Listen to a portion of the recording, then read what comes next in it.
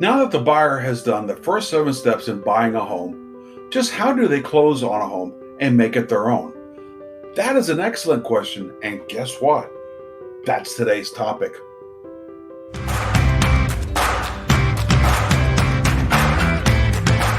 Hi, I'm Bob Weibrecht, a Missouri licensed realtor with Coldwell Banker Realty Gundaker in St. Louis, Missouri. If you're interested in all things residential real estate, please subscribe. Click that bell icon for insights and tips into the residential real estate market. I publish new videos every Wednesday, and you don't want to miss a thing. As a quick review up to this point, and I deeply appreciate you staying with me on this explanation, in step 1, the buyer found a buyer's agent to help them. In step 2, the buyer was pre-approved for a home loan or provided proof of funds for the purchase. In step 3, the buyer searched for homes and found one they loved. In step 4, they made an offer on it. In step 5, the buyer successfully negotiated that offer. In step 6, now the buyer is under contract to buy the home. In step 7, the buyer is doing their due diligence on the home. Now for step 8, the closing. For the home buyer, closing on their new home should be the most rewarding part of the home buying experience. It should be an exciting day, for they're about to become new homeowners. We'll discuss the St. Louis real estate market and title companies. Check with your agent to find out what is used in your market to close on a home. So when should you close on a home? What is the best day to close on a home? There are many opinions on this. Some believe it's the last business day of the month, provided it's not on a Friday or the day before a holiday. Why is this? Because the buyer will not need to bring as much cash to the closing. That is because mortgage interest occurs from the date of closing through the last day of the month. So with a month-end closing, there will be less time for interest to occur and less for the buyer to pay at closing. So closing near the first of the month means paying all the interest accumulated in that month. Check with your lender for details on this. Are there days not to close on a home? Yes, many feel that the worst day to close on a home is on a Friday or a day prior to a holiday. Why? It seems like such a good idea to close on these days because the buyer can move in over the weekend or the holiday. Fridays or the day before a holiday can be an extremely busy time for title companies and lenders. If an error were to occur or additional documentation to be included is discovered, and that delays the closing, this means that the closing may not occur until the next business day.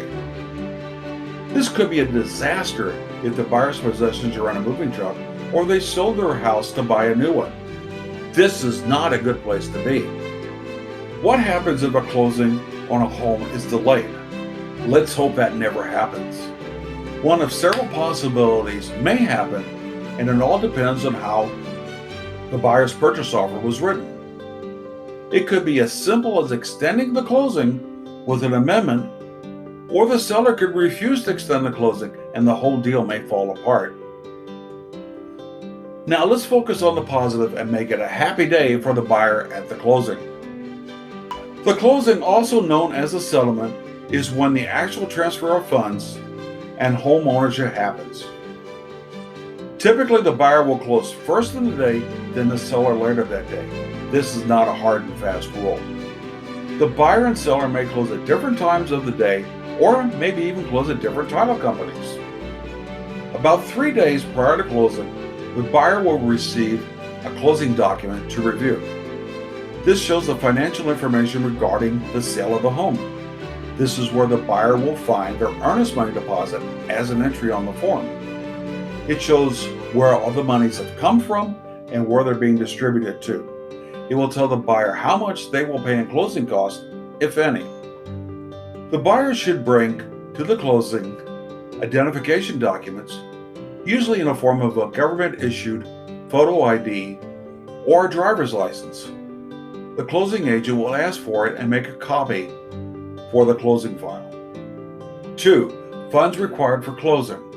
This may be a cashier's check or some type of wire transfer. Personal checks are not accepted. The buyer will be notified of the amount to bring before the closing date and time.